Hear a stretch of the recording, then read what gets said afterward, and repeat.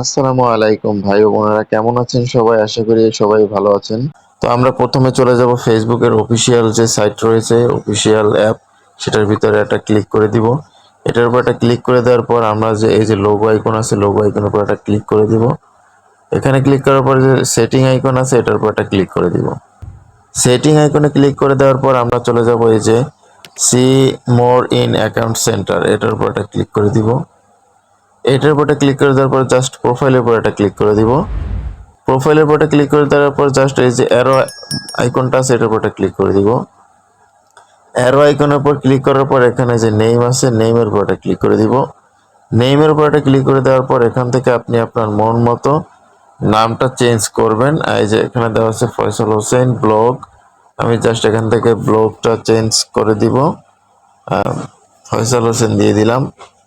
ঠিক আছে, BD just এখানে দিয়ে দিব বিডি। ঠিক আছে, তারপরে তো বন্ধুরা সেটা করার পর জাস্ট আমরা বিল লেখার পরে রিভিউ চেঞ্জের উপর একটা ক্লিক করে দিব।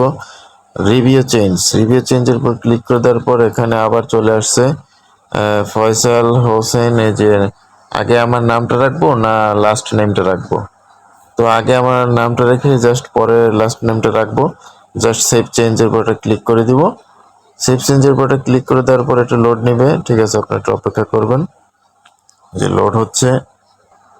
এই যে বন্ধুরা, আমার নামটা অলরেডি চেঞ্জ হয়ে গেছে, আপনারা দেখতে পাচ্ছেন যে ফয়সাল হোসেন বিডি। তো এইভাবে আপনারা নামটা চেঞ্জ করে নেবেন। ঠিক আছে, তো আশা করি আজকে ভিডিওটা এই পর্যন্তই থাকবে। যদি ভিডিওটা ভালো লাগে থাকে অবশ্যই লাইক এবং সাবস্ক্রাইব করে পাশে থাকবেন। ধন্যবাদ।